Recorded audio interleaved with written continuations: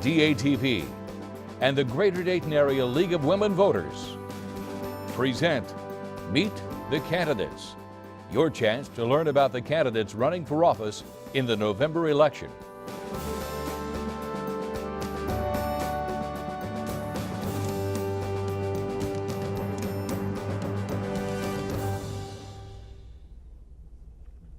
Hello, I'm Patty Skilkin. I'm a proud member of the League of Women Voters, and today I'm having a chat with one of the candidates, there are two, with one of the two candidates for Trotwood Council Ward 4.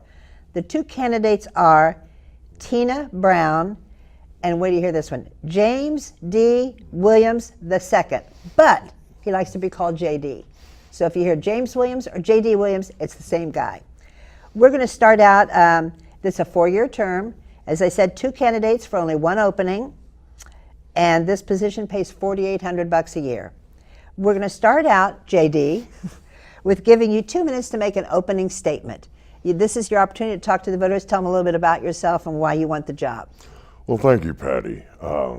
My name is James D. Williams II. I am a 57-year resident of the area that was formerly Madison Township, now the city of Trotwood, where I was born and raised and met my high school sweetheart, my wife of 40 years, Darla, where we raised our children, where we are raising our grandchildren. We have always loved our community deeply.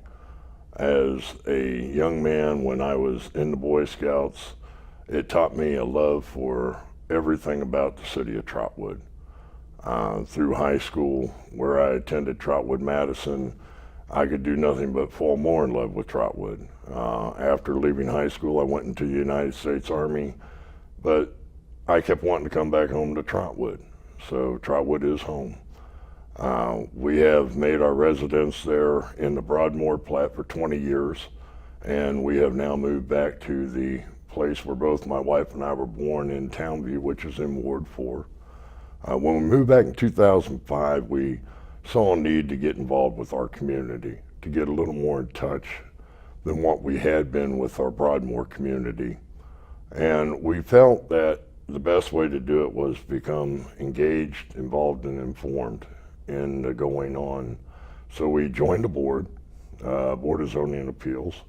Then we served on the Board of Charter Review. Thank you. JD, what do you think the most important part of the job that you want? What's the most important part? Well, I believe that informing the citizens and getting them engaged and involved in local government is key to our neighborhoods being revitalized. I believe that our retail revitalization will come, but it will only come after our neighborhoods have revitalized themselves. We were hit hard by the financial and the following housing crisis. We lost 20% of our community.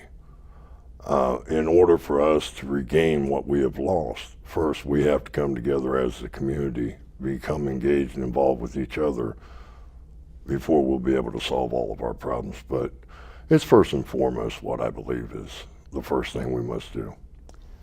What do you think the biggest challenges facing Trotwood are right now? Well, image is probably one of the factors that we have been fighting. We have been quite fairly portrayed by some media, and then again not so fairly in others, not because they want to do it that way, it's just that bad news is what sells papers. So we have to get the word out of how great of a community Trotwood has always been. Our biggest secret is that we've always been a great bedroom community. We were never known for manufacturing, we were never known for retail. We were always known to be that area where 25,000 people came home to every night. Some worked, most worked outside our community, but everybody came home. And everybody played in Trotwood. And we have to get back to that time where Trotwood is known just not only as a place to work, but to play and to grow. I'm not pointing a finger at Trotwood by any means, because what we're about to discuss it's the whole Miami Valley and probably the entire country. The issue is opioid addiction. Does small local government have a role in dealing with this, or should they leave it to bigger government? Go ahead. Well, absolutely not.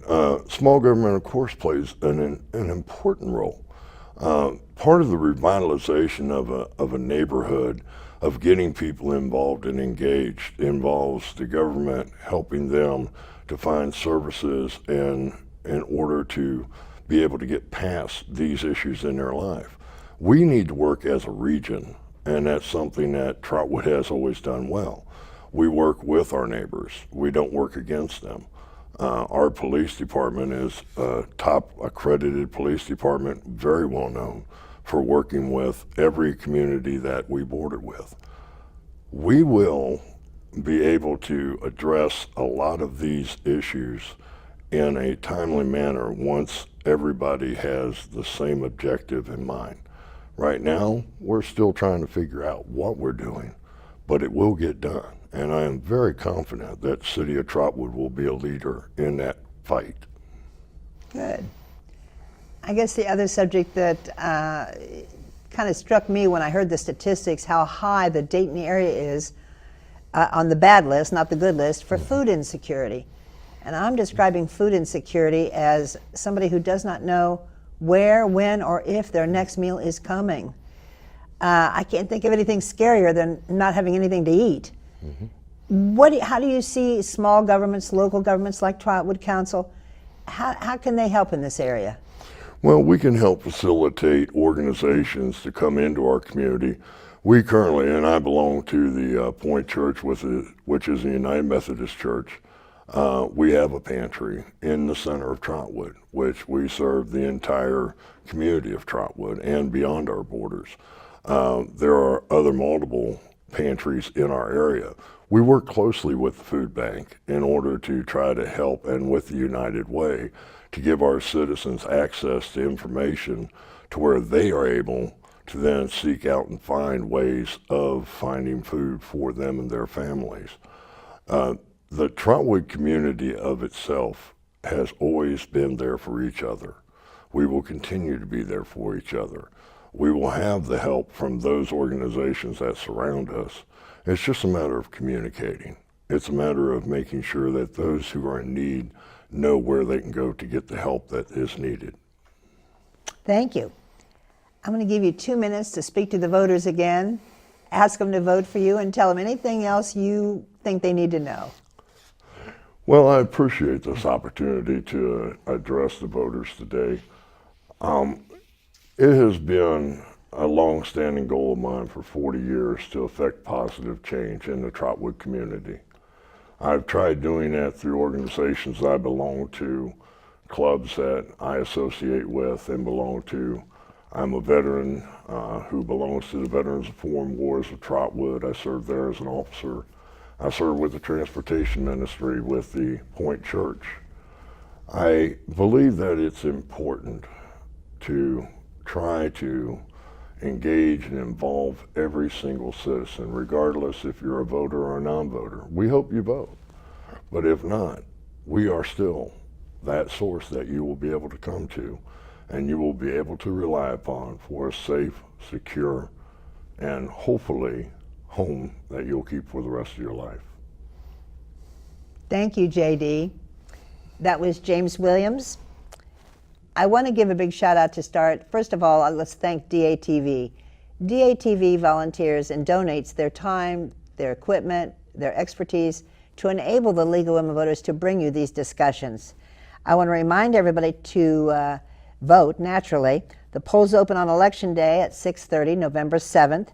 The week of October 9th, the League of Women Voters' world-famous Voter's Guide will be in libraries, and early voting will begin October 11th at the Board of Elections.